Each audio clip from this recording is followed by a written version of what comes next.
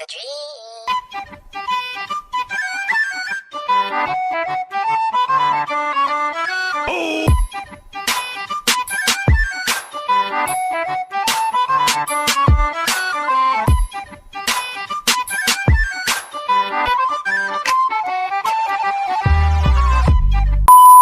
Oh. You're running this. Welcome to Name to Be Determined. You know what? I'm down for that. Yeah, and knowing me, it's probably just going to be the title. Yep. Whatever. This is giving me show with no name vibes, but yes. Yeah, exactly. Go with it. Welcome. You may have heard this voice like before, but this is whoever, whether you want to dox yourself or not, is up to you, lad. I ain't about that life. Cool. This is To Be Determined. We're sticking with the vibe. I'm down with it. This is mind your fucking business. Oh. So today we're going to be playing a game and also discussing things. And I've picked the topic of comparing the last in two different trilogies, the Spider-Man one and the Star Wars one, because one is a pile of shit and the other is like okay until the last one. Well, okay, solid till the last one, I guess. I mean, that again. That depends on opinion. A lot of Yeah, people I feel like we. Let's discuss what we like disagree with first. I'm pretty sure you like MCU Spider-Man. I mean, I was never originally a fan of Tom Holland. I'm gonna be real. I don't know why, but something about him just felt wrong. Maybe because he seemed so young, even though that is exactly what Spider-Man's supposed to be. Yeah. Which it was. I feel like it was just weird after having Andrew Garfield and Tobey Maguire being like not old but not young. Yeah. Just kind of like in the middle, and then it was like, hey, this dude, he seems too much like a kid. He seems, even though he's supposed to be so smart, he seems kind of stupid. Yeah. Which I didn't vibe with to begin with. Now I'm just used to it now, so I'm like, okay, I'll just deal with it. Yeah. That wasn't it for me. That was my thing. Was the fact that it's like he doesn't do any Spider-Man shit because how the MCU works. It's like Yeah. they want him to essentially just be the recruit character, which isn't really Spider-Man. Like the character is very much like the similar to Iron Man and don't work well with others, but now he's like his entire thing is I want to be an Avenger, and I'm just like, Yeah, and even yeah, even in the last one, he's like, wait, you guys don't know what the Avengers are? yeah, As if like that's his main thing. yeah. And the flip-flopping is really annoying. I get why they did it, but at the same time, it is jarring to go from I want to be more than a friendly neighborhood Spider-Man to does anyone have any friendly neighborhood questions? And I'm just like, bro, this. I get you went through something traumatic, but like this ain't it. But he didn't. He didn't until the last film. Yeah, and even then, traumatic isn't exactly like. I don't think would cut it when. I would argue his Vulture fight was way more traumatic because he didn't have bulletproof armor on.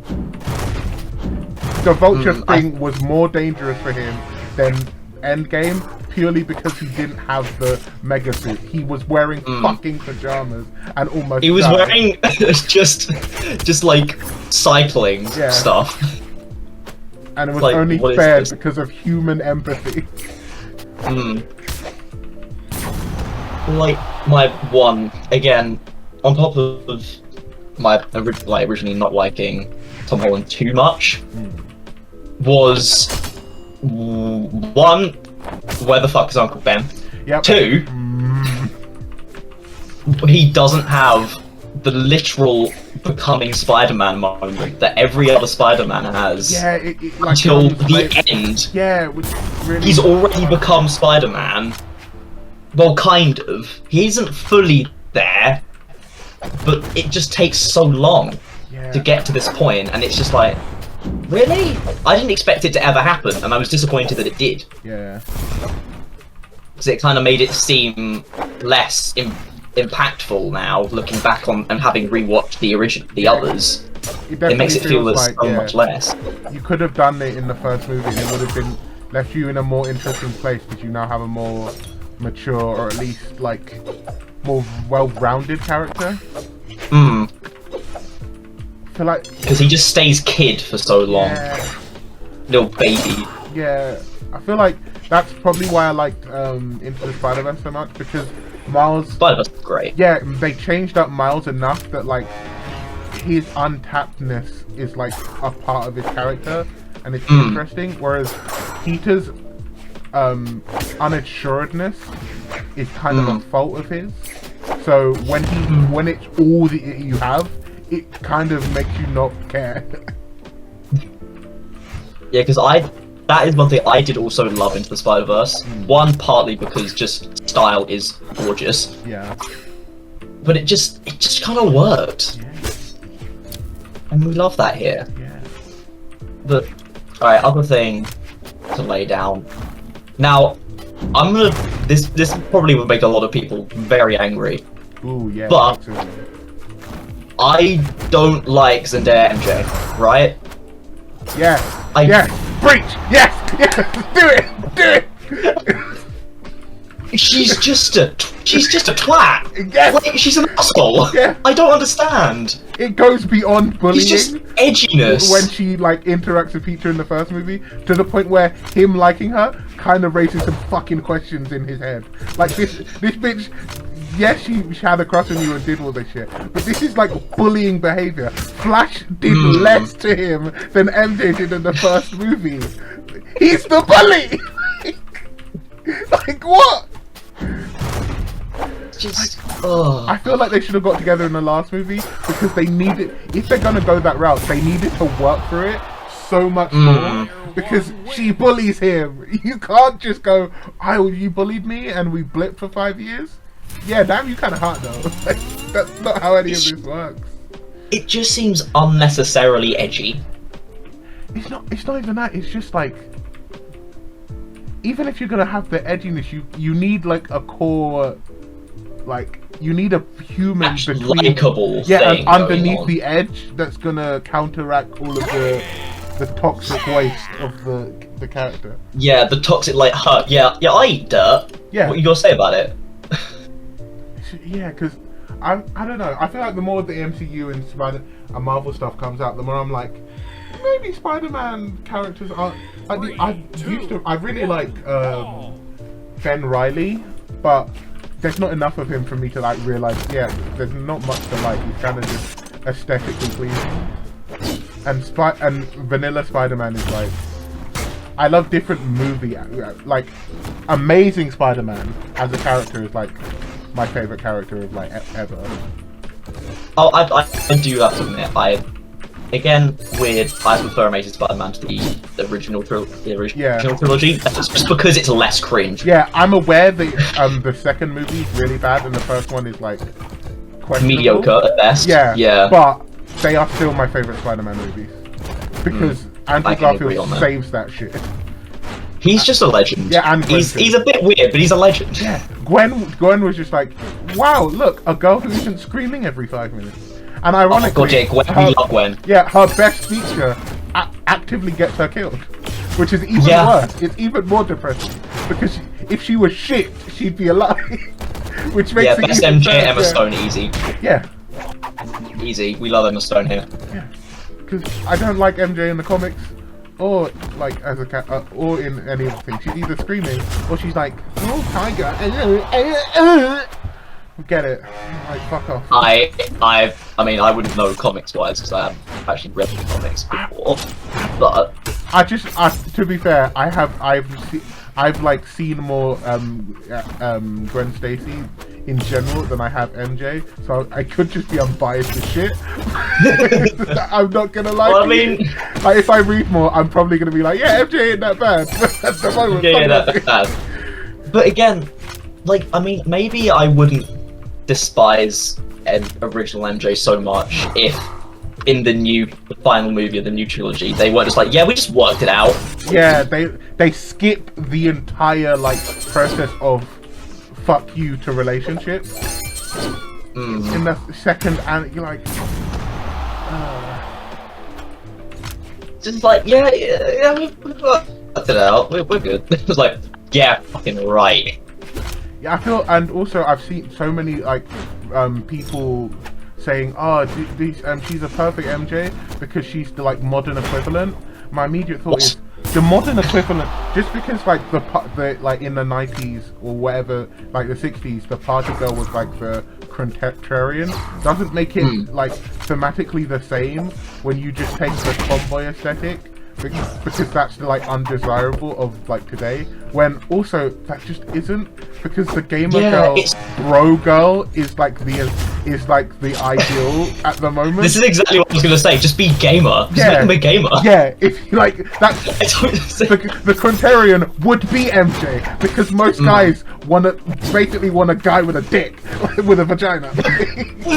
Sorry, what? Just get a guy. Guy with a dick. Just get a guy, my guy. Yeah, can I have like I would like a girlfriend. Please give me a guy with a dick. Can I get a femboy, please, in the chat?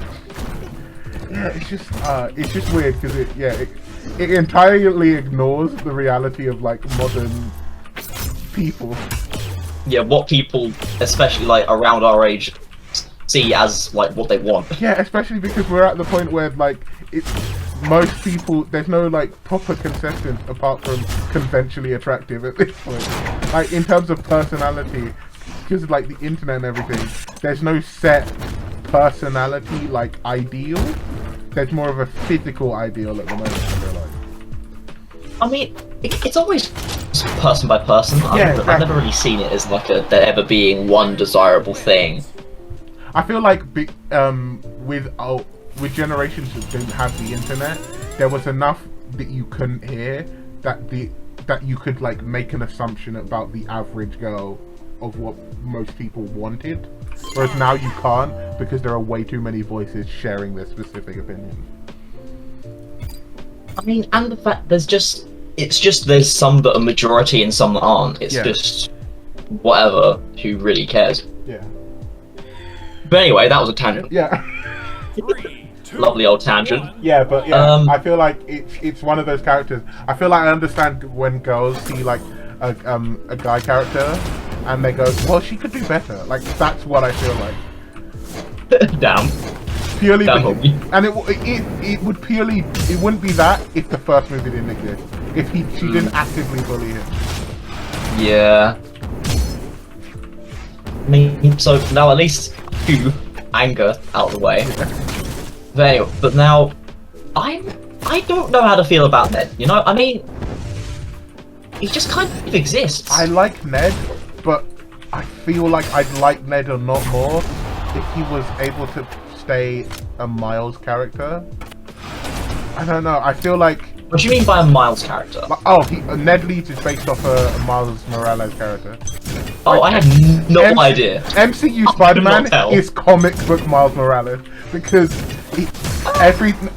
purely because, like, in terms of like characterized, because Miles in the comics wants to be like an Avenger. He gets his suit from Shield. Like everything that happens for MCU basically happens in the first few issues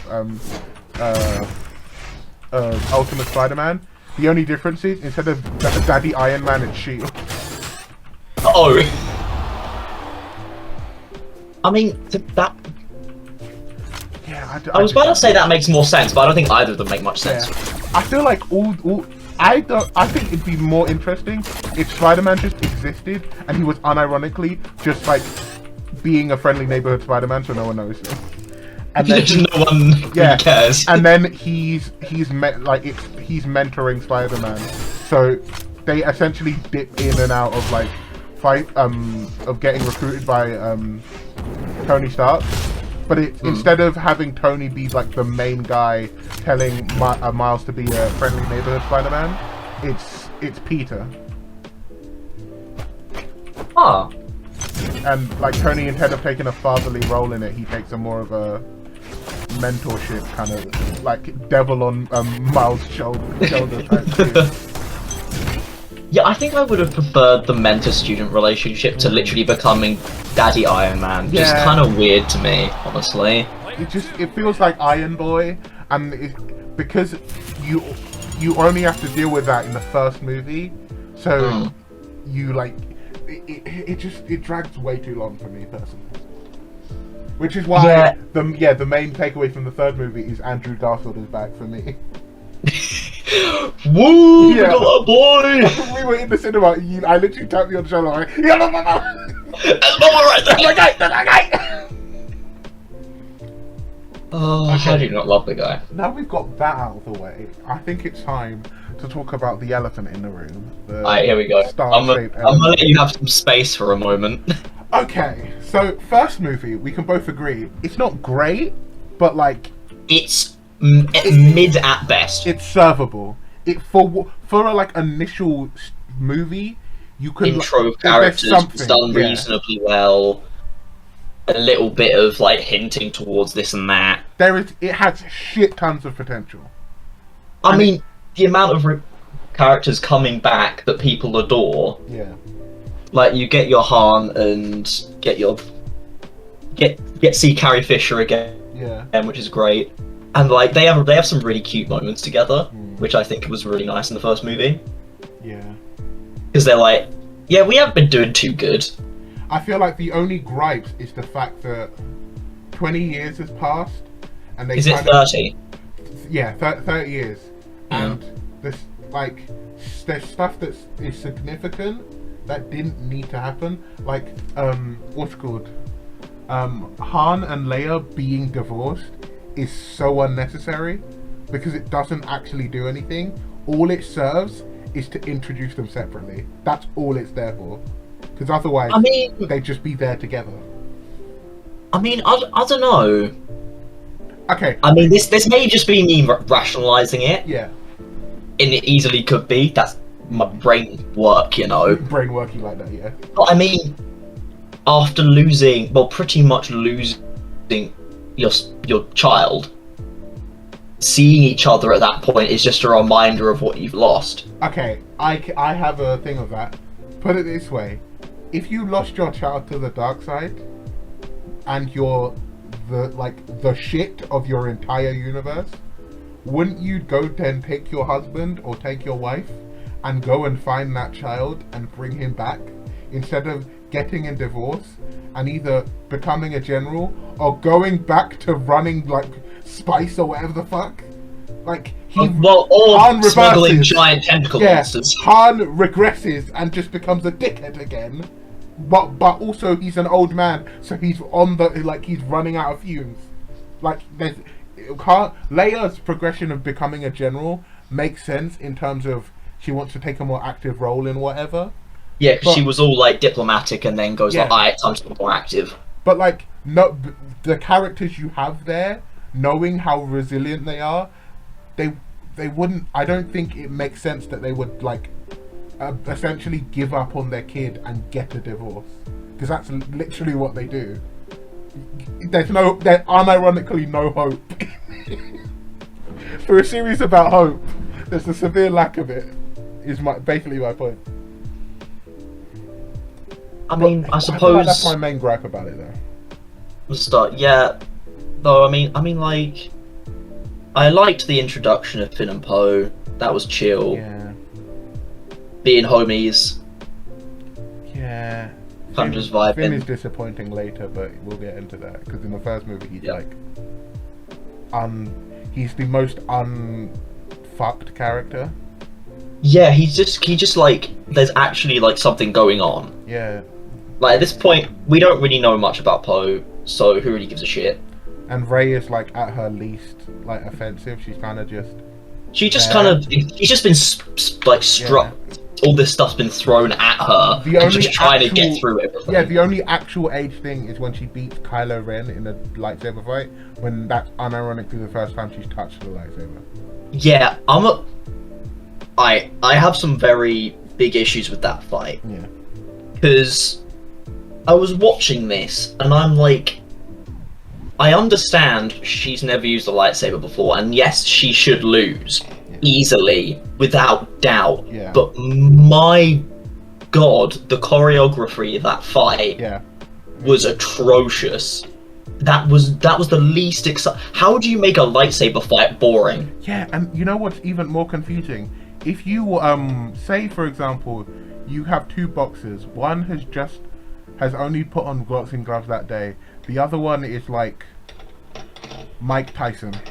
That's the equivalent. Literally of that. gonna bite your ears off. We should watch that guy just dodge, punch, and then starts monologuing and going, "Join me, Ray. You're never going to beat me. This is what power will get you. Join me, bitch." That should be the entire fight, and then she finds some way to escape. Like that should be what that is. Instead, they're fighting each other both shittily. Like, though I must say the setting was cool. Yeah. The setting was very cool. That was pretty sweet. Nice color contrast of the lightsabers. But apart from that, Rey wielding a lightsaber at that point hurt me. Yeah, you know what? A lot. I feel like the biggest thing of it is the fact that throughout the entire thing, they either are too afraid to let the good guys win, or they let them lose in the stupidest way humanly possible. Those are the two dichotomies you're working with the entire new trilogy, and it's just baffling. But again, my head's still fully now about that stupid choreography. Why is Rey wielding a lightsaber like a stabbing with a spear? Any point of that will go through anything apart from another lightsaber. Also, why are you trying to stab with it? It's not a stick. Without a spear. Yeah, her main thing is a stick that doesn't have a pointy end. So why is she using something like a spear when she doesn't? That's not her main source of combat. I think she does like thwack Finn with the end of it at one point. I guess, yeah. Like a spear. But even so, yeah. Come on now. Is that all you've got for the first one? I mean, the whole like weird Force vision trip was a bit weird. Which one? When the first one where Rey is like called to Luke, technically Anakin's original lightsaber. Yeah, I thought this would unlock some emotion. And it's just like calling to her for no reason whatsoever, picks it up, and then has a trip. Yeah, and it's not even like... We don't get an answer for that. All she does is get high off of Force. And then run away. Yeah, and then when she meets Luke, there's no reason for that happening. And her being a Palpatine makes even less sense. And also, I just want to point out, technically, her being a Palpatine makes her and Kylo cousins. Yeah, I'm not very good with family trees. Okay, put it this way: Anakin was made by Palpatine, and put in his mother. So technically, Palpatine is is Anakin's dad. So.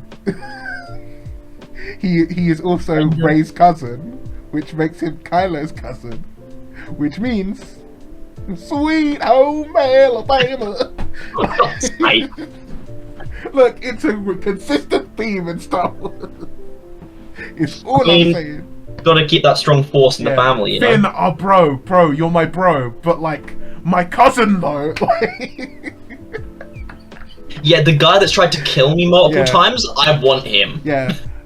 Yeah, the ex-stormtrooper who literally defected for me and only me. Nah, ban that guy. Well, no, it wasn't for her. But, okay, you know, he's like his willingness to stay defected was because of her. His entire when you take the second movie, all of it is Rey. Wait on Rey. I need. Oh, true. He started licking butt real quick. Like, it's just I don't think. Funny enough, they could have addressed it as like Finn's only friend is Rey, and it's becoming a problem, and they'd never talk about it. But it's like they just accept that Finn has a problem. But the Finn Poe homie shit was so good. Why? Yeah, they could have just like stuck with that because they could have just ran with that. Yeah, they never explored that as much with like Luke and Han, like their friendship. Yeah, because I mean, so they could have done that. Yeah, because I mean, Luke was training his son. Yeah. They never meet. I mean, They never meet. yeah.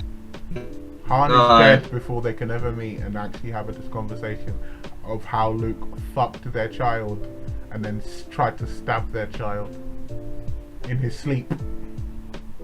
Also, Luke sensed darkness in his his nephew and was like, "Time to die," but his Space Hitler father can be redeemed. I guess we're on the second movie now. But good God, they took Luke and they beat him, and then they fucked him, and then they kept kicking him, and they shipped him out into that movie. Luke was a husk. I do have to admit, the amount of things that, like, I remember seeing Mark Hamill in, like, interviews, and the amount of times it seemed like he was just like, depressed. Please, just no. Yeah. I'm just don't. Just don't. At least that man has the Joker, is all I'm saying. Like, at least the Joker is like doing well. Like, good God, he needs something. He needs a hug. The poor guy or something. He's his literal the role that made his career begin. Yeah. Also, yet again, Rey beating someone in a lightsaber battle when she has no goddamn right. Who was this one again in Luke! the She beat Luke in hand-to-hand combat! She beat Luke's hand. Also, the fact that even though he's old, like, Leia was able to survive the vacuum of space. So imagine what Luke can do. I'm surprised you just, like, jumped over that pretty quickly. Yeah, we're just gonna ignore that for now. I'm using it to make a point. We'll tackle that later. But my point is, if an untrained Jedi can survive the vacuum of space, Luke only just tapping back into the Force should absolutely clap Rey's cheeks 20,000 times before she can even utter a thought. You would just chuck her into a rock. Yeah. And she just passed out. That's that. Yeah. There's nothing more. It's just no. I disagree. But that entire movie is full of shit like that. Like, Finn's entire journey of just preaching at you for 5 minutes, or however long that goddamn like thing was, and Rose's entire character of just feel bad for animals and not slave children. Just interesting that. I'm gonna be honest, I completely forgot that Rose even existed, and that shows how much impact she had on me. Yeah. I can't forget Rose exists because she annoyed me. It's like her entire character is just so inconsistent because she says she cares about shit, but then like ignores enslaved children to save animals. But also the entire rich dickhead planet existing is AIDS when the Republic was like supposed to be running the galaxy for 30 years. What were they doing that they let an entire casino planet full of literal slaves just casually be about? Yeah, I mean, how did they even let the First Order become so big anyway? Yeah, exactly. Yeah, we could tap into the fact that the entire universe is flipped back to shit just so they can have classic Star Wars. Like, they were too scared to do a new storyline where they were so adamant on protecting what they have because of the fall of previous things. But no. Right, so you've actually just reminded me of some stuff that I wanted to just tap back into quickly before we go back to 2. One, the existence of Snoke. Yeah, Jesus Christ. Why did they have to exist? Are you talking about Snoke clones, or are you talking about Snoke just as a character? Snoke existing. Okay, cool. Yeah. Okay. If we're gonna just touch on that, AIDS, because what we should really have is if the dark side is gonna come back, whoever is in that seat should be a fucking novice. They should be they should be conniving in the most basic of ways and trying desperately to be unseen because they're still untrained. Yeah, because the whole point is that they're having to start from the beginning again, because there is no master. Exactly. And that would be There's interesting only because ever two. then the bad guy can grow with the good guy. And wow, that will make for a decent film. Oh my god. Or you could acknowledge the Clone Wars and have it be a defeated Inquisitor. Like be some old dude Inquisitor who's just like who still believes in like the Empire and wants to essentially just get power like the Emperor did. I mean, it worked once, it can work again. Yeah. Instead of having, you know, Creamy Sheev and Wrinkle Man be... Wrinkle Man, who we never actually learned pretty much anything about. Yeah. He just kind of is there as a placeholder, and I'm just upset by that. Yeah. Oh god, okay, what was the other thing? There was another one. There was another thing I wanted to mention, and now I'm being stupid. Oh, I've forgotten it. Keep going. Back to 2. Yeah, okay, so... yeah, it just feels like they're rehashing the movies essentially with the first 2, but it's more egregious with the second one. The first one, I feel like it was a bit more. They tried to make it a bit more of an homage because you can tell they follow the loose threads, but the story itself is like compared. But the second one, hey, here's part of a map and/or message that needs to get to a certain person, and it's spending time to get to this person and whatever. But with what happens along the way. With the second one, they 8 scenes, but also it's glued together with such shitty Luke being shit, Rey casually just like being a god for no reason. Being a god when she actually actively wasn't trained, like, and then what's it called, Finn just like casually like fucking over stormtroopers when his entire he should have fucking PTSD every time he's about to shoot a stormtrooper. You can't have it both ways. You need to get your shit together and either go stormtroopers are evil, which will have Luke have Finn be reverted because he's just some drone, or you actually like follow through and have his mission be saving stormtroopers. Trying to change them. Yeah, because it'll make it very interesting when everyone else goes, kill him, and Finn is like, what the fuck are you doing? No, but they need help. Yeah. They don't know what they're doing. Exactly. And that will have some interesting like shit, because that way, by the third one, everyone has been infected by Finn's fucking hope. So every time they go into a situation, they're now like, we can't go in and kill stormtroopers anymore. Like, we can't just do that shit. That's kind of wrong behaviour. Wrong'uns. So, yeah, but and then Poe making more jokes and essentially like not the only thing he did was get told he was wrong when he wasn't, and then learn a stupid lesson because of it. And Admiral Holdo being just like, look, she's the parent who when you go to your friend's house and you find out they have her as a mummy, you're like, bro, I'm so fucking sorry. Next time I'm going to my house. Like, Jesus fucking Christ. Your mum wanted to give you a fucking like your mum wanted to give you some sort of experimental like, okay, it's like those parents who let you get experimental COVID vaccine tests.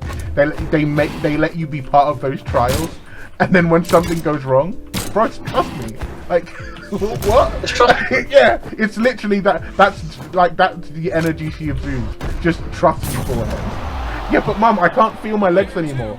But the greater good. Trust me, bro. I am not out for your hate. Just trust me, bro. That just isn't how parents are. Yeah. She's like, literally just have faith. Yeah, what's the plan? It's above your pay grade, bro. Like, huh? No. Give your people you're not the First Order. You need to like share information because you're supposed to be the rebels who are supposed to like not be this like higher like have this weird hierarchy of like need to know basis, because like, even if you did like suspected someone of being a spy, it still wouldn't make sense for you to actively fuck over your entire like morale of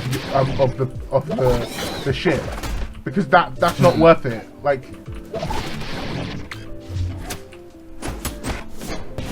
and it doesn't work, and the plan doesn't work anyway. And the basis of the plan is a maneuver that goes against everything hyperdrive is supposed to be in the Star Wars universe. Yeah. Holdo maneuver pisses me off. Because Moses was blowing up the Yeah, because planet. It's again, the hyperdrive is supposed to be some sort of like teleport. So realistically, all that would have happened was she just disappeared. Like the fact that you think that because how that works means that when someone goes into hyperdrive, they should literally like be bulldozing through planets now, if we're gonna go by that logic. Because if it's just going super fast, that means every time they've ever like done that, they have like nuked planets that we just don't see and they don't see. It's just so fucking but like, I'm still a bit like unsure about the whole just copy the Death Star situation. Yeah. Just do it. Just do the Death Star, but bigger this time. Also,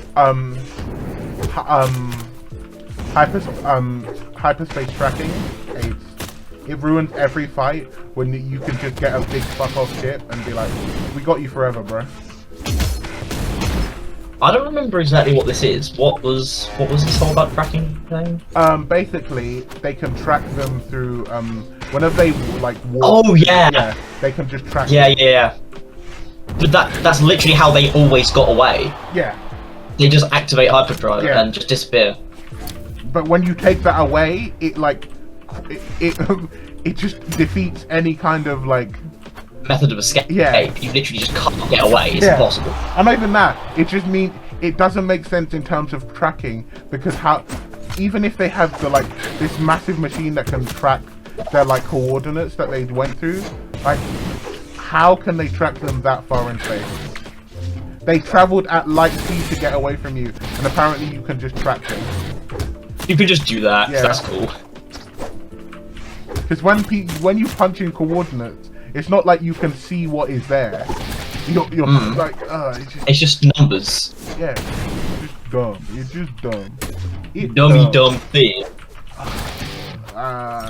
Just so. Right, so then we've got the Kylo Ren, Han, and Chewie thing going on inside the ship, well, inside the planet, in whatever location. Oh no, that's the first one. Yeah, where? What's the first one? Yeah, the first one where. Yeah, true. No, we're at the point where Kylo kills Snoke. Fucking stupid. And then they fight, and fucking the choreography is so shit. They literally have to CGI edit a sword out of the way so Rey doesn't die.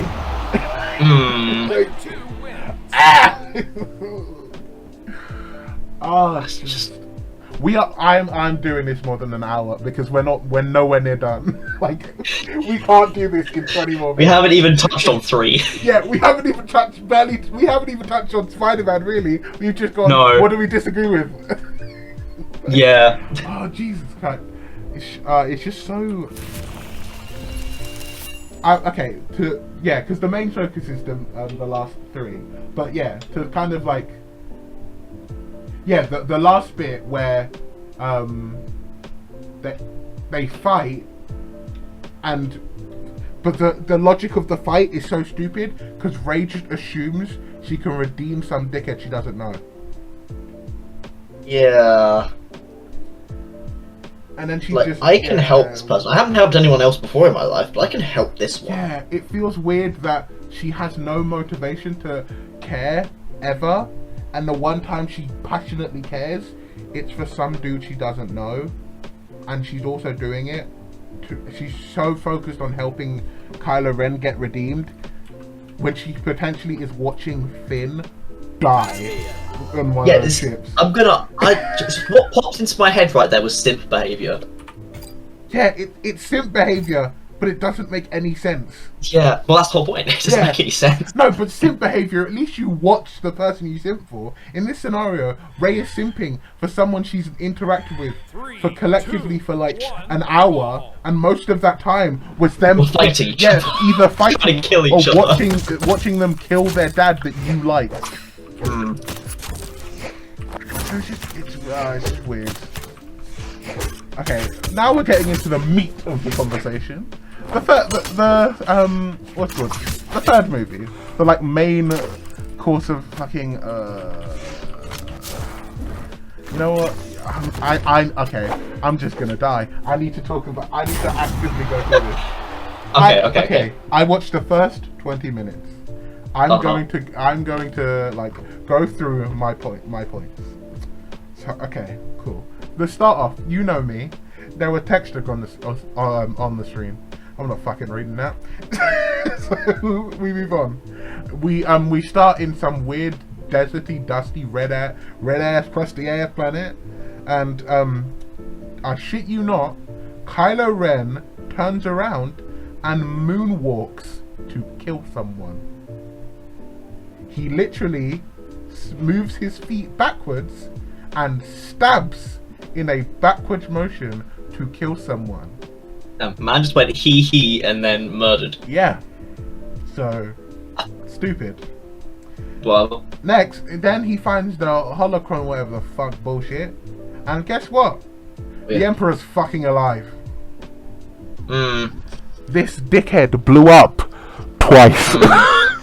Not once. Twice. He fell down a hole, exploded, and then the entire thing he was in exploded. So anything that would have been left would have been his ashes. So. Okay, so that's also as you walk past Kylo going to this weird ass fucking crusty planet, there's a jar of Snoke clones. So you know what that means? A Sith on a Palpatine's level can just be grown in a fucking jar. Test you babies. Yep. And also is grown. They don't make it clear whether the knowledge he's acquired is just from being a fucking grown dickhead or he learned all this shit. It's never specified. Like we don't know why. What the fucking. And also apparently Palpatine has been every voice inside Kylo's head, and you know what Kylo does with this information? Jack fucking shit. He does not. He doesn't care. He doesn't have any introspection about the main source of his passion for wanting to be Darth Vader is not Darth Vader. It is some dickhead manipulating him, and he doesn't care.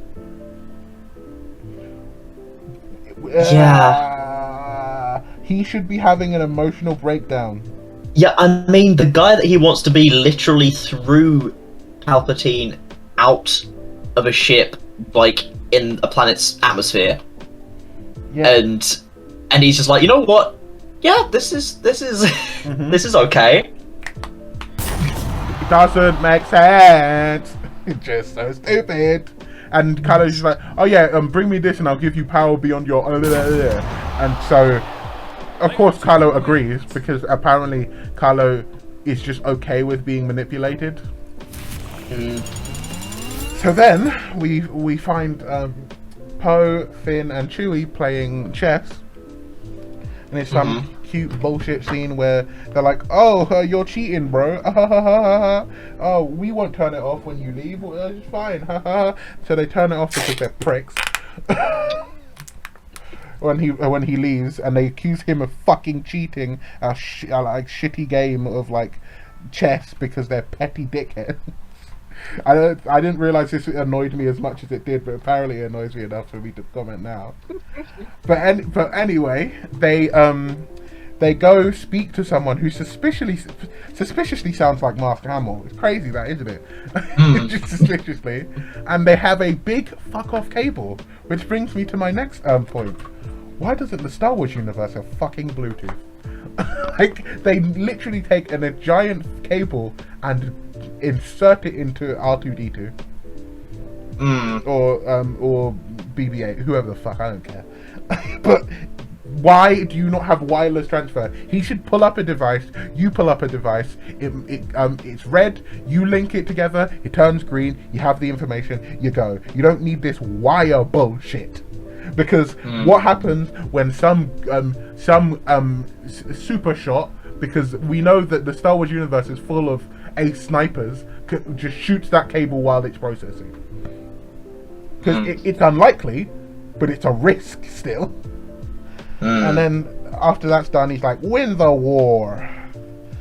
And then you know what happens next is, to avoid light speed tracking, Poe light speed skips. He light speeds over and over and over again without a destination, which means they should be a pile of soup. They should either be exploded or soup. Yeah, and also I don't see how that's actually going to help avoid the tracking, because if it can track them once, then it's just going to keep doing it. Yeah, and also even more stupid, they are not being tracked by a big giant ship. They are being tracked by like the TIE fighters. So apparently, not only is it high, can you be tracked across light speed, you don't even need the big giant generator of the other ship. You can be tracked by a fighter. You can be tracked by fighters now. Oh my god. Oh god. To undo it, they made it worse, and they justified it with a stupid reason again, because all of the other ships conveniently got exploded when they light speed skips, but when Poe did it, he barely survived. Well, plot armor. Yeah. So who cares when there's plot armor? That happened. So then, after they survive, somehow, we see Rey defying gravity, floating like she's some super Jedi master, with rocks floating around her like she's a sage monk. Well, I mean, it's kind of just copying the whole like Luke training arc, isn't it? Yeah, she's like, be with me, they're not with me. And then she like gets bummed out and does a shitty black flip and casually floats back to the ground like it was no I'm effort. sorry, you just said black flip. Fuck off. Oh yeah, she does this really, yeah, she just turns black and does this backflip. It's crazy. You know? And then reverts again. Yeah, and then changes back. And then they have Carrie Fisher talk to her, but all of the lines are very clearly cherry-picked. So Rey is just talking, and then Carrie Fisher will say something, and it won't make sense to the conversation. And then Rey's like, I'm gonna go train. And then Rey starts training in the third movie, when she's already a fucking god. Well, she didn't need to train. Yeah. She was already a god anyway. Yeah. So it's fine, whatever. Though, Yeah, okay, yeah, we did. exactly. At this point, she's just wasting time. She's bullshitting around in the forest for no reason when people's lives are on the line. And then also, she almost kills BB-8 with a tree. If she killed BB-8, BB-8 is the only good character. Yeah. BB-8 is the best character. I'm just gonna put it out there. We love BB-8. Yeah. And then, you know how Luke's lightsaber got broken? Yeah. Leia fixed it.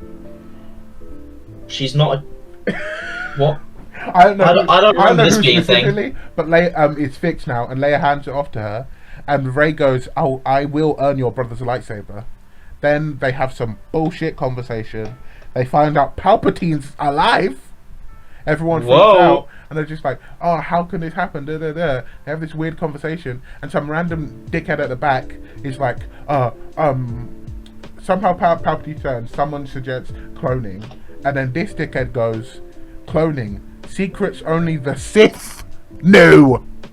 Sorry, the literal Clone Wars? You know the Clone Wars, when your entire faction had clones, and then that faction turned into the Empire? Yeah, you know how you guys weren't Sith?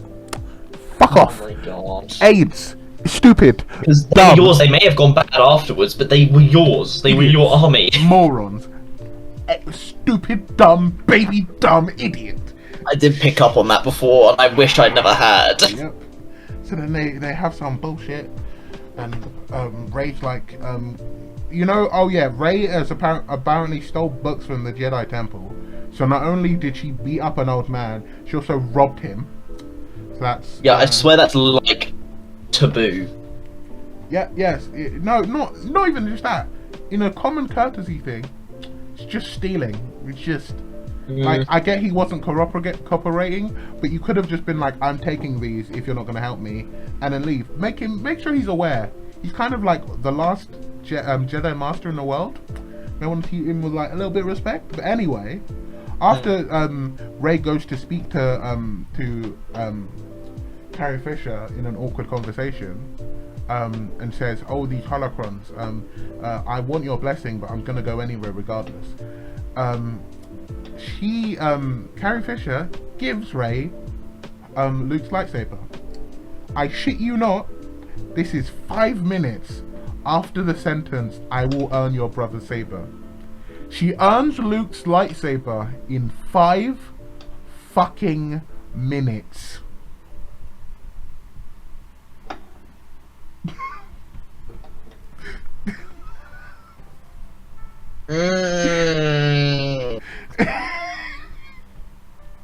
That's I skipped a bit. I just wanted to, have that there. Yeah. When Poe gets back, Rey is annoyed because Poe was light speed skipping, and then BB-8 rolls up with a fucking hole in him, and then Poe goes, "What happened to BB-8?" And then she goes, "What happened to the Falcon?" You know what's crazy is the Falcon is a ship that can be repaired. BB-8 is Poe's droid, and is actively essentially like Poe's pet. Like, he treats him like a pet, and you put a hole in him, and you're like, "What about the ship?" No. Shut up. You basically broke his dog's leg, and then said, "But what about the ship, though? It's not even yours. You have his. Why do you even have his droid?" And then that is the equivalent of running over someone's dog in the street. Yeah. Them saying, "Look what you did to my dog," and saying, "Look what your dog did to my car." Yeah. Imagine if I accidentally sat on your dog and then complained at you because you licked my face. Sorry, you saying you licked my face made that a lot weirder than it needed to be. Yeah, but that's what I'm saying. The two things aren't equal at all. No. And you're like, yeah, but this. And then Poe says some genius shit. He says, "Rey, why are you even training? You're the best fighter we have." Oh, Rey got nothing, because he's right. Why are you spending all your time bullshitting around when you're the god of this universe? You don't need to train, because you could accomplish like everything that everyone's done in this whole time within a day, according to the logic of this universe. Yeah, I don't know, just like turn back time or something. Yeah. And kill the Emperor when he was like a baby or something. Who knows? Yeah. And then they have a scene where Rose shows up and asks to come with, and then Finn goes, "We need you here," blah blah blah. So Rose gets cut and also gets friend zoned in the same moment. Rip. It's just so sad, but also I'm okay with it because I don't like Rose. And yeah, so. Yeah, and that's basically the first 20 minutes of what I could get through, and then everything else is clips and reviews. I have gone through it. I can talk about everything else, but I just couldn't spend 2 hours of my time going through that. That entire, we just talked for almost 20 minutes, and for about 20 minutes. Yeah. That was 20 minutes alone of the movie. Oh, so God. basically, it goes on from there. They basically do a scavenger hunt. Rey finds out. Yeah, little fetch quest. Yeah. They have those Skype calls that are still going on, even though Snoke is dead, because apparently they're now a Force dyad. Rey does Force healing without the consequences. Luke. Yeah, that's. what's called Ray's dad is a direct clone of Palpatine, even though he looks nothing like Palpatine. Ray, so which makes Ray like it makes Ray Palpatine's grandchild, but she's technically just his kid. Yeah. Genetically, anyway. But yeah. Also, Palpatine, Creamy Sheev, whatever the fuck. You know what? We're going with Creamy Sheev. I heard that somewhere. I'm using it. Creamy Sheev decided, you know what'd be intelligent? Sending an assassin called Darth Uchi, bitch. not only did you send Darth Uchi, really intimidating. You sent him with a knife that leads you to his planet. The key to finding Palpatine is constantly traveling with an assassin that he sends routinely off-world. After the yeah, and God's sake. It's just not the way to do anything. Like, he's supposed to be like hyper intelligent and just kind of be able to do pretty much all the stuff. Charlie, before we get there, I want you to hold this statement in your head. The reason Leia stopped training in the Force because she had a vision that if she were to become a Jedi, it would lead to her son's death. I want you to hold that in your memory as before we continue. Just remember that. Because it's important later. Yeah. So, after they find the dagger, they go to this random water planet. I don't remember what it's called, I don't care. But you know what they find? Oh wait, before they go to the water planet, they go to this other planet where they find out Poe used to run Spice. And this random woman who they start fighting with knows Poe and also immediately likes Ray. So that's interesting. Also, Mary Sue! Anyway. Continue. Yeah. Don't know where that came from, but just Ray just magically gets liked by someone after they beat you up. Like, it doesn't. Imagine if I beat the shit out of you when we first met, and you were like, not that you will care, but I think you're sick. Like, I would think you're a psychopath. What? Yeah. And then basically you find out the whole reason they're on this planet is because the woman who likes Ray has this like coin that can get them off world. So she just gives it to Poe, and then like as they leave and the planet gets wait, do they leave? No, before they leave, they need to wipe C-3PO's memory because apparently they want to translate the dagger, but to translate if you can't translate Sith code because it's the Star Wars equivalent of the N-word, and he doesn't have the N-word, so he can't speak it. He can translate it.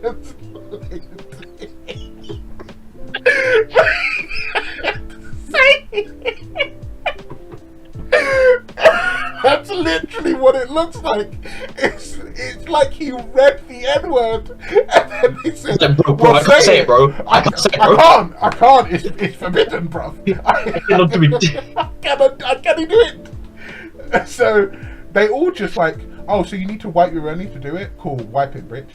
They all just disrespect C-3PO. Just don't care. Yeah. And then C-3PO says, and I quote, they go, what are you doing? And he's like, I'm taking one last look at my friends, sir. Bitch, all your friends are dead. Or they're gonna be. The only friend you have there is R2-D2 and Chewbacca. All of your other friends are dead. Yeah, true. Or gonna be. They're all...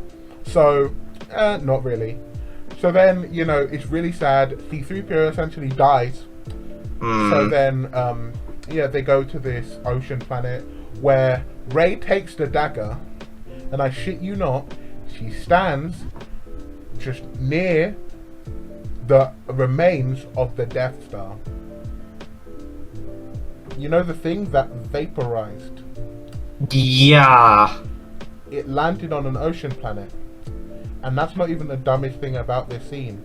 She pulls a little pointer thing on the knife, and then the knife is perfectly shaped to match the 30-year-old rubble on a random ocean planet. And that's how they figure out that a holocron is in the range of the Death Star, because the rubble hasn't moved in 30 years. In the ocean. And then C-3PO gets his memory back. Wait. R2-D2 had a backup. Oh my god. So they are not allowed to have any consequences to anything they do ever. Rey can just use force healing without dying. Yeah. You can see C-3PO just loses his entire memory. So alright, R2 just happened to has a backup and didn't actually let anyone know. And why would he have a backup anyway? We're gonna get even dumber. Just to clarify, you know Rey, you know her main feature is she grew up on a sand planet? Yes. Surrounded by sand, no water? She can't swim. Yeah. I'm assuming, but she can. Shouldn't be able to swim. Basically, they're like, the person who took them there basically was like, yeah, we can't get go there. It's too choppy. We'll have to wait till morning. You know what Rey does with her knowledge of water? Takes a boat and rides the waves like she's a natural at it. Okay. She grew up on a planet with nothing but sand and couldn't leave because she was essentially sold as a fucking slave.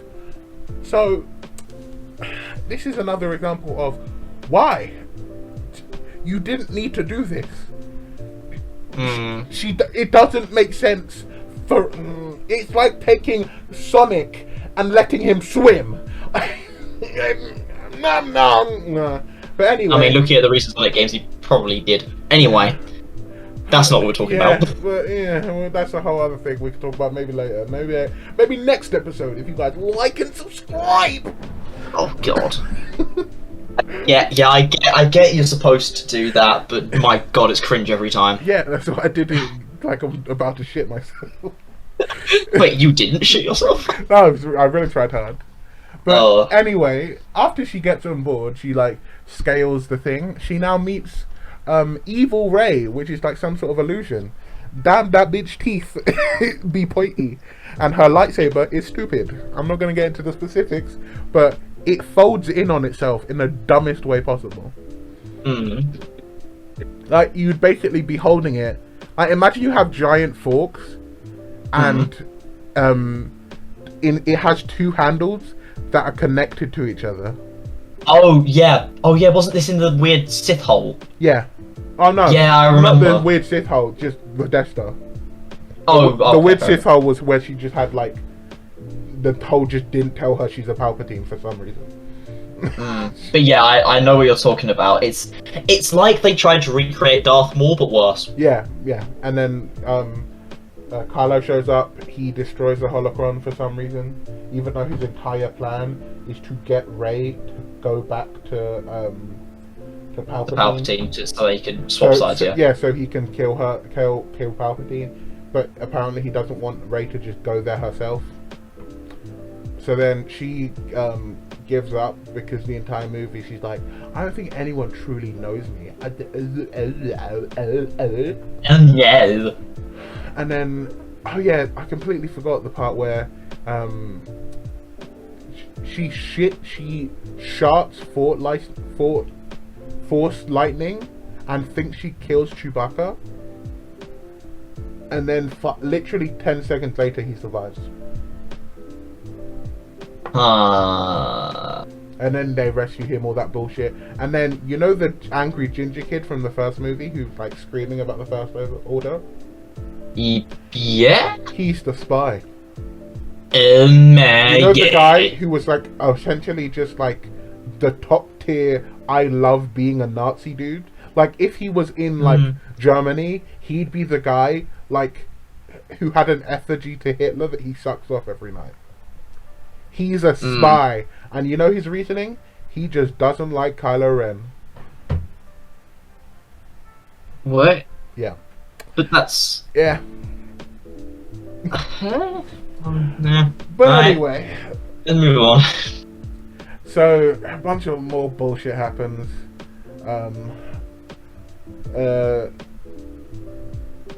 Ray goes to Luke's like planet. Luke's Force Ghost shows up and catches his lightsaber, and then says, and I quote, "A Jedi's weapon deserves more respect," after he threw it over his shoulder like it's a fucking joke when he was alive. But I digress. He basically goes back on everything his character was established to be in the second movie. Then he force pulls his old ship out of the swamp water, even though it's been waterlogged for 30 years, so it shouldn't be able to fucking fly. Swamp-logged, Yeah. Well, it was swamp-logged, and it's been waterlogged for now however long. And also, Rey decides to like fly to this planet with Kylo's ship, but also destroys Kylo's ship when she gets there because she wants to be isolated like Luke is, even though her friends' lives are hanging in the balance. So yeah, then she leaves with the holocron, and she uses the holocron to get through the evil red mist, even though barrier. Yeah, the barrier doesn't surround the planet. For some reason, they all go through the smog when they could just fly around it because it's space. Oh, it's literally just a wall. Yeah, it is a wall that has two very clear, distinct edges. It's not like it's a pocket dimension. It's just fly around it, idiots. I mean, I would hope that that's not the case. But apparently, I would need to see an image. Yeah, you keep that hope. I'm not even gonna send you an image. I'm letting you keep that hope because I'm a good friend. But anyway, yeah. So they end up going to the planet. They have like a bloody little fleet. They do the fighting shit. Rey confronts Palpatine. He has an entire legion of ships now. Who made them? Who knows? Yeah, who made his entire mini Death Star fleets? Probably the Snoke clones, or the disabled ones that he like were a bunch of rejects. Like all the ones with learning disabilities or with one arm. Yeah, but they all now have the ability to. They have the knowledge to build those for some reason. Yeah, you would think. Yeah, my plan of his like clones that he was just like, this what's the word? Ableist too. He used them still anyway, but that wouldn't work because they need to construct like ships and stuff, and I don't think you can do that with one arm. Or if you you have a learning disability that requires a level of, I guess he would have to have functioning, competent clones or whatever. But it still makes no sense. But anyway, Kylo shows up, but he's not Kylo anymore. He's Ben Solo, because guess what he did? Also, this leads perfectly into what I told you to keep in mind. Rey and before this happened, after the water planet of the Death Star thing, Rey and Kylo were fighting. Yes, they are. They're And flying then- on top of the Death Star remains. Then, what's her name? Carrie Fisher. Leia, Leia does her dream sequence thing. She goes into what Luke did, pops into Kylo's head, and specifically, this happens just in time for Rey to see that Kylo is vulnerable and stab him in the fucking gut. So you know how her entire thing was, Save I him. don't want to be a Jedi because I want to save my child. So then she dies, potentially killing her child. So basically, she didn't really need to train. Did it anyway. Yeah, because for as far as she knows, she's killed him anyway. And then of course Rey fucking heals him with no consequences again. And then says, I didn't love Kylo, I loved Ben Solo. Why she loves him, God knows. And you don't know him? Yeah, He was never Ben Solo Yeah, throughout he- any time you've ever met him? yeah. You don't know this one, motherfucker. And So this then, dude yeah. kind of crazy. Yeah, so then he throws his lightsaber into the ocean after he hallucinates his dad forgiving him. But it's not a Force Ghost, it's a memory. So he essentially forgives himself and then becomes good. After all that. Yeah, so then he flies over to the planet because he's chosen good now. He fights what's it called? The Knights of Ren. You know those people? Neither do I.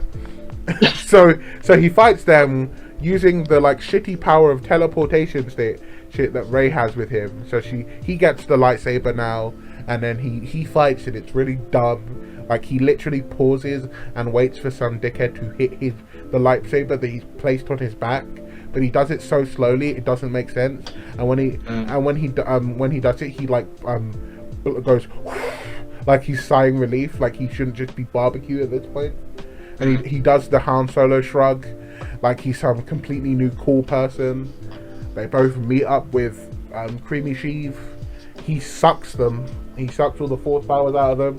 He yeets Kylo down a cliff, and then Rey like stands up to fight him. So Creamy Sheev, being Creamy Sheev, just sharts the biggest amount of lightning into the sky at the Rebel forces. Also, a bunch of Rebel forces showed up again, even though when they were last called, no one wanted to show up. Now they choose to. And also, the entire planet that got blown up, that had the guy who liked Rey and the guy who wiped CP3PO's memory, they're still alive somehow, even though their entire planet blew up. Lost armor. Yeah. Anyway. Yeah. Anyway. Yeah. So, he decides to all shart some of the lightning at Rey. Rey blocks it with a lightsaber, and he's like, "I am all the Sith." And then she does this line that is definitely not ripped from Iron Man.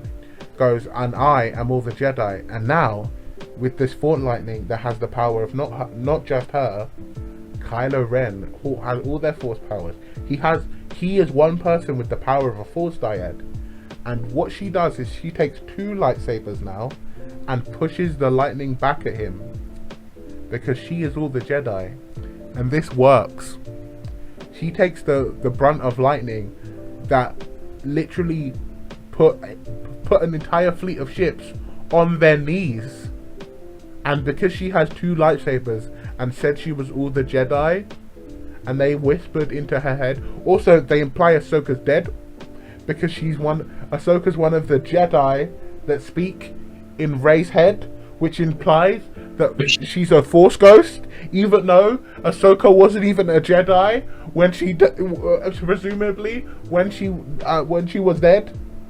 Well, I mean, she was grey, still kind of half counts as a Jedi, but you know. Yeah, well. But still, she wouldn't technically be a part of all of the Jedi, because she's technically neither and both at the same time. Yeah. So if anything, she should be in both of their heads. And also the fact that she's dead, fuck off. Just fuck off. No. And then, surprisingly, Rey dies. Ben Solo climbs out of the cliff and sees that Rey is dead. So then, you know what he does? He Force heals her out of death. And then, you know what happens to him? He dies. Dies because he used Force healing. Yeah. And then he fades away within seconds. When Rey died, she was just a corpse. And you know what's fucked up about it? They imply that Rey is finishing Leia's training, but Leia said her training will get her son killed. So basically, Leia was preparing someone else to kill her child instead of her, and it actually happens. Because Rey being alive gets Kylo killed. Well, no, Rey dying. Well, part dying gets Kylo killed. Yeah. So basically, Leia trained her son's killer. And then, that happens. Chewie gets his fucking medal again now, even though it's been 30 years and they had enough time to give him a medal in between the whatever. Even though all of Chewie's friends are dead. Yeah. Like, there was a scene where Chewie realized Leia was dead, and he was on his knees sobbing. It was really, and it's heartbreaking for two reasons. Because it's a shit trilogy, and also you realize this giant woolly beast now has no one apart from some dickheads who don't care about him. So yeah, he's pretty much the only person left from the originals. Yeah, so that's Star Wars. So yeah, fuck that movie. Yeah, I think that is the same taste that it kind of left. in my mouth. Those films, like, just disgusting. I just don't. So let's go on to a bit of a better trilogy now, shall we? We're gonna skip through the first two because I feel like they feel like they link pretty well. The only thing you'd have to take account for is like Endgame. Yeah. So first movie. I mean, if you haven't seen Endgame by that point, you're just under a rock. Get it together, bro. Like spoilers for shit. Spoilers for Star Wars, I guess. It's been an hour and a bit, but yeah. So first movie, kind of after Civil War, establishes Spider-Man is being Spider-Boy. He's like going out doing shit, and Tony's dodging his calls. Happy's dodging his calls. He's going through it. He's got some daddy issues. Yeah, and then the main crux of the movie, like it deals with the first Avengers. The Vulture is like basically a bunch of alien tech like hodgepodge together.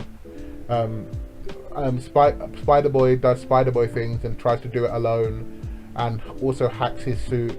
So he has a Jarvis now, who's a girl, and I can't remember her name. They do a bunch of bullshit. He fucks up. Tony takes away the suit. He goes. It's Edith, but yeah, Edith. Yeah, that one. Yeah, she's played by the lady who played Betty in the first Hulk. No idea. Yeah, exactly.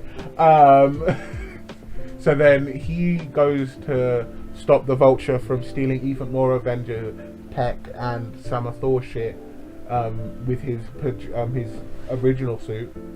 So then the Vulture, because he's the Vulture, almost kills Peter. Then Peter saves his life after the Vulture finds out who he is. The Vulture doesn't tell because Peter saved his life. And then that's pretty much it. And he just like, instead of being an Avenger, he's like, oh yeah, I just want to be a friendly neighborhood Spider-Man. Endgame happens. He goes to space. He gets dusted. He gets brought back.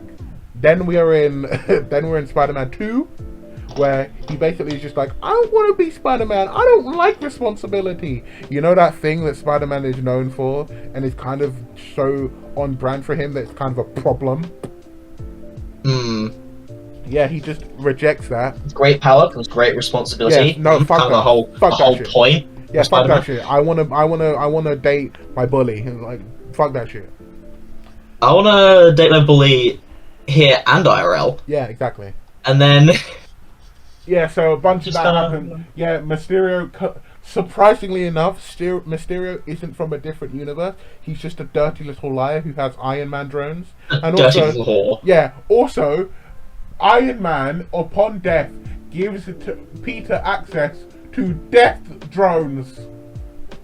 He's a child still. Iron Man has access to death drones.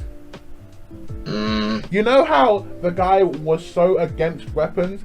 The only weapon he has is the Iron Man suit because it can only work with him specifically. So even if he dies, that suit can now not function without anyone else apart from maybe Pepper and Rhodey because he trusts those motherfuckers. But apparently he just has a bunch of death drones with regular guns that can just assassinate people on a anywhere. whim. You know the guy who was so wanted to check himself that he was dragging the Avengers into it, even though they didn't need to take accountability, that they didn't make Ultron. You know that guy? Apparently he was so remorseful he made death drones and then gave them to a teenager. God's sake. And also just the fact that Peter is so trusting of Mysterio. This dickhead, he's only known for a day and a half. He gives him access to death drones. Yeah, it's kind of stupid. Yeah, and then but I do admit, I do think Jake Gyllenhaal was pretty good as Mysterio. I did like that was one of the how things I was like, yeah, I can see that. Yeah, I did think it was good. The whole like drone thing was kind of weird, but to be fair, I think it was kind of because the whole elemental thing was a bit too fantasy for it to be real. Yeah, it was too stupid in like Marvel Comics logic. Yeah, because I mean, like Grounded. the only thing like that would be tech based, but Yeah. these things are like creatures, elemental creatures that are born of fantasy, and this is more sci-fi crap. Yeah, because even Sandman and Doctor Strange, they still have like logic to them. Sandman is born from an experiment. He just falls into a hole, and he's like, okay. It stopped recording for a second. I think I reached the time limit with things, but basically, we were discussing why Doctor Strange's whole not asking Peter before he just activated the spell was stupid. That right? yeah, fair enough. Yes. So because it clearly takes him a lot of concentration, and he just like actively like fucks himself for no reason. Yeah, because like, I will just repeat this again. If he is able to control who remembers and who doesn't, why is he wiping his own memory and that of the other Avengers? Yep. It would be best if they did know. Yeah. Because that's exactly what he's doing. He's changing the spell so that MJ, Ned, his aunt remember who he is. Then why is he not doing it for others? Yeah. Because even with the other Avengers, they've only seen his like face. But even then, since he wants to keep low profile, why does he just casually show people his face as well? So yeah, it's just weird. I understand the Guardians because they are very much spacebound. They're not going to casually go tell his neighbor. Everyone else, weird. Kind of weird, bro. Yeah, kind of weird jump. But yeah, then we get into the fight. He's like, wait, you never even called school? Yeah. Blah, blah, blah. Goes after the person who was at some, I don't know, entrance party thing or something. Yeah. Some woman. Yeah. And, she almost dies. Oh no, look, it's someone you might recognize. So, You have work down now. So yeah, he appears. They fight, and then Peter gets control of him because apparently his nanotech can override the tentacles, even though they have their own mind. They're so advanced that simply just they wrap around his arms and then remotely hack them. Again, why does Tony trust this motherfucker with this shit? I get that like he has potentially like saved his life, but he could have just had it home back onto his stuff. Like it just seems a bit like weird. Whatever. But the only thing I can think of is that Happy gave him access after Tony died. I doubt Tony would just casually give this kind of shit to Peter, because Tony has directly been stingy with this shit in the past. Well, but hey, whatever. Yeah. Captures the boy. Yeah. Ties him up with his own tentacles, just kind of whatever. Yeah. Then we see Vulture Boy. Green with Goblin. a BAME. Yeah, Green Goblin comes. Oh yeah, true, Green Goblin. I just really messed up names. That was really stupid of me. Then Doctor Strange teleports him out and is annoyed because he's been fighting Amazing Spider-Man Lizard. He goes upgrades one of Dr. Connors. Yeah, Dr. Connors. Hey, Dr. Connors. Hello, Peter. Why was that so accurate? That just sounds a bit, a little suggestive. Yeah, it's just like really creepy. Hello, Peter. Oh god. So then he goes on a hunt with his magical new gauntlet to hunt down the people. Previous villains that we all know and love. So he. But we don't. But yeah, Electro comes back and Electro grows skin.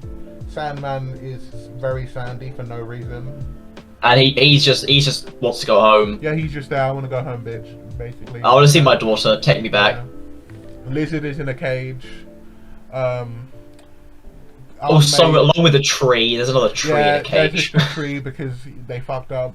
And then Aunt May has the Green Goblin just chilling because he's like mentally ill because Goblin's not like fully in control. He's like got two heads about him. So then they all get trapped by Doctor Strange, and then Doctor Strange is gonna send them back because even though he knows they're gonna die, and he's like, it's their fate. You can't change it. You can't change their fate. So then Spider-Man tries to stop him, and then they fight, and it's really cool. It's really cool until Peter wins. Yeah, it's kind of stupid, but they had to. But they so had be to it. for the movie, but he still. Spider-Man can beat Doctor Strange and subdue him without what they do because it's kind of stupid. But I digress. Doctor Strange like pushes his soul out of his body, and because of spider sense, he still has his reflexes, so he can't get the box, which is really cool. That was quite a cool scene, to be fair. I did like that.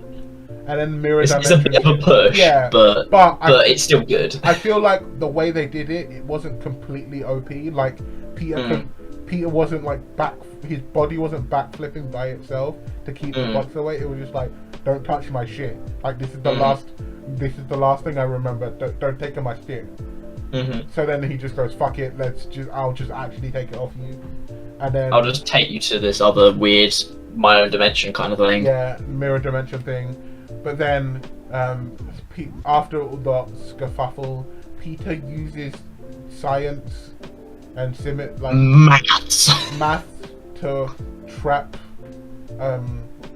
Doctor Strange and takes his sling ring. But you know what?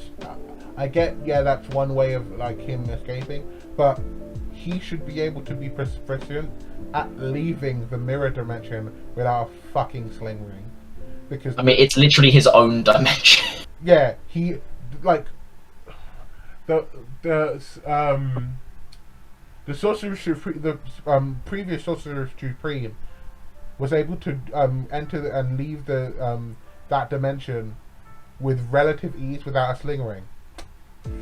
And we've now seen Doctor Strange do mad dummy shit without the mirror dimension.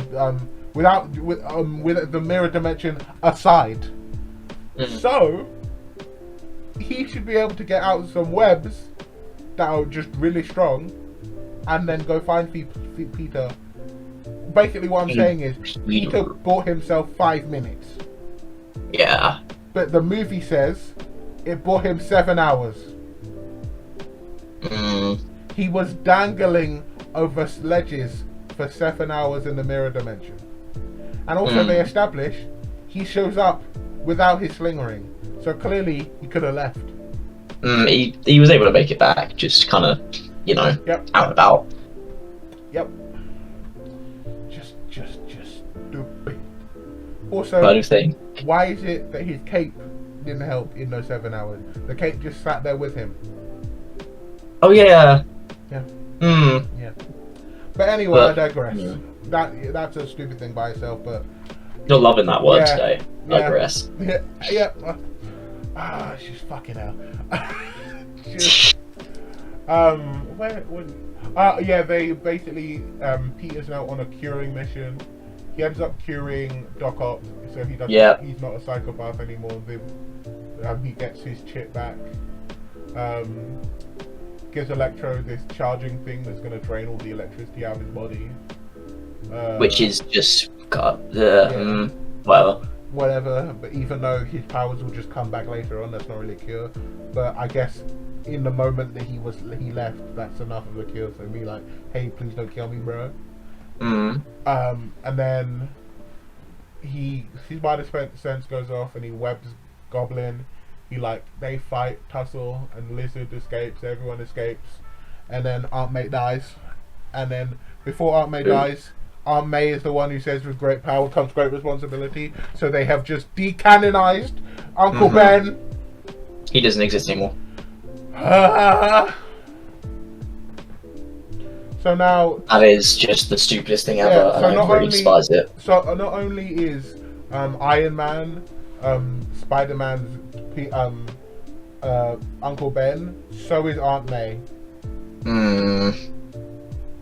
and then the other Spider-Men show up in like here their cute little scenes that they just work well, and then they go meet up with Peter because he's grieving in his feels. Yeah, and then Peter 1, because I'm gonna get the numbers right. Peter 1 decides to talk about Uncle Ben. Peter 2 decides to talk about Gwen, his MJ, and not his Uncle Ben because he's a bitch. That's my one fault of Andrew Garfield. Wow. I love the guy, but why didn't you mention the fact that your Uncle Ben died? Yeah, you kind of lost more than both these dudes so far. You've lost.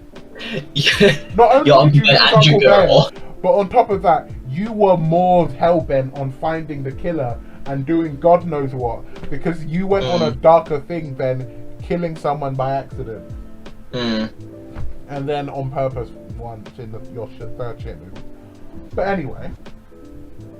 Basically, they meet up, then they do their science shit. And it's like, Peter, the thing's done. They all look up. Yeah, which Peter? We're all named Peter Parker. You know how funny. And then they have like cool little dialogue where like Peter 1 goes, yeah, my best friend tried to kill me and then he died in my arms. It was tragic. And like what's his name? Ned. It's just like, I will never become a super villain. Yeah, I promise I won't kill you. And then Peter 2's just like, nice bro, good job. Bro. And then they find out Peter 1 has organic webs.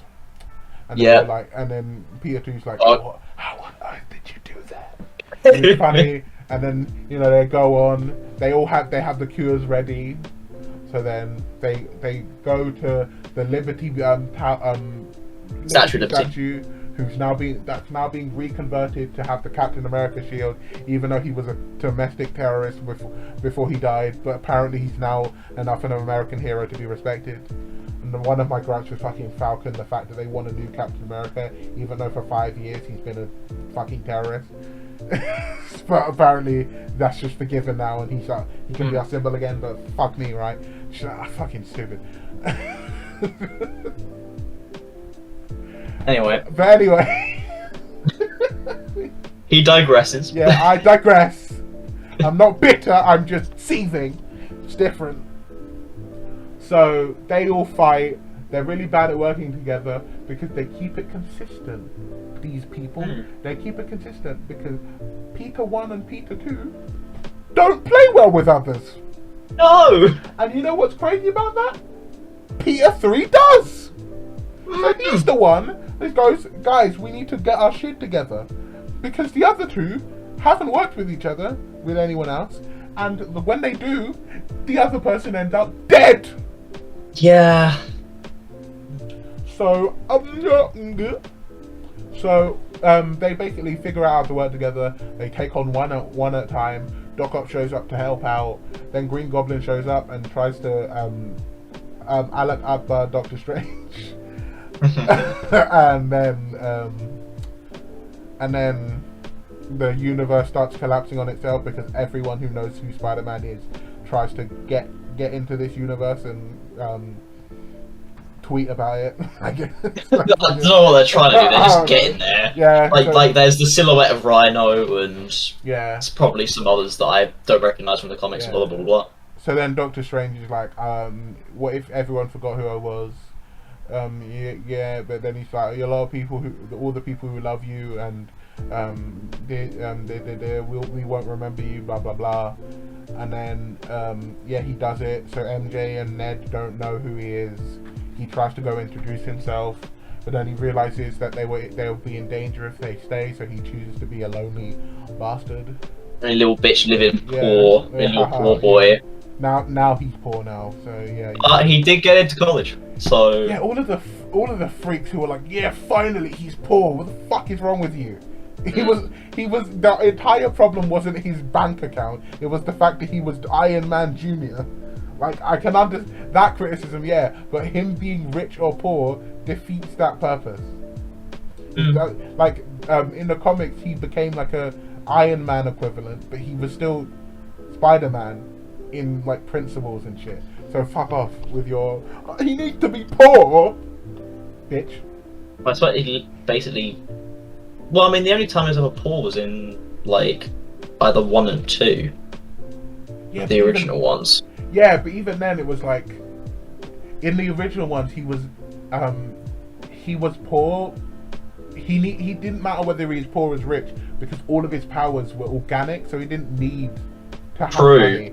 The second one, ones, you could argue he needed to be he needed to have a bit more money going about him because he constantly needed to have to make web fluid, and you don't know how cheap it is. But so I'm gonna need to head off in a moment, but there is one thing that I would like to touch on very quickly. Cool. Yeah, we can wrap things up here. The little Venom teaser. Yeah, I didn't at the like end. It. I didn't like it. You didn't vibe with that? No, purely because I don't like Venom in those Venom movies. Because now that we have a trickle of Venom that's just a fucking joke in the MCU now. Yeah. Why? I really like Tom Hardy. If he's gonna bond with Peter, he's just gonna be like, "Oh, I'm Venom. Yuck. Let's get into it. Yuck." Like, what is that? I mean, it could be cool, but the fact that he left a little bit behind, no. Yeah. Nah. So the rest, all of him vanishes back, but no, a little bit decides that it just wants to remain, just because it wants to. Yeah, I don't like that. No, stupid. Stupidness. Get out of here. Who cares? But anyway, that's bait. You guys can figure out what is good and what is bad. We pointed out. We've even criticised the thing we like, but you can see how frustrating one is compared to the other. Even with all of Spider-Man's problems, because the characters, even the annoying ones, are very consistent with their shit. And to be fair, well written in most cases. Yeah, like even MJ, she's annoying, but she's consistent. So it's like you can't really fault her on like not being an arsehole because at least she sticks to it. But with the Star Wars things, that's the entire problem. The characters are a mess. The story's a mess. Everything's a mess. Mess. The story in Spider-Man, a bit of a mess, but the characters stay intact for the most part. And you gotta admit, bringing back the other two Spider-Men for the last movie, how is that never going to be a success? Because people are going to love it. Yeah, Endgame brought a lot of characters together, but Spider-Man brought 3 characters who literally shouldn't exist in the same universe and also legally couldn't, and made it work. So yeah, the most ambitious crossover. Yeah, right there. And they stuck the landing. And it's literally the same character. Yeah. So in conclusion, Spider-Man rules. Fuck you, Star Wars. Only the sequels though. Yeah, only sequels. Yeah, Clone Wars. The sequels, the rest. Classic. You know what? We vibe with you. We even like the prequels. We stand the prequels, even though they're stupid. We stand the prequel memes. They may be stupid, but like, yeah. The prequels may be stupid, but they're at least better than these ones. Anyway, like and subscribe, or don't. I don't care. I have like 3 viewers. Like, I don't give a shit. Anyway, goodbye. Say goodbye.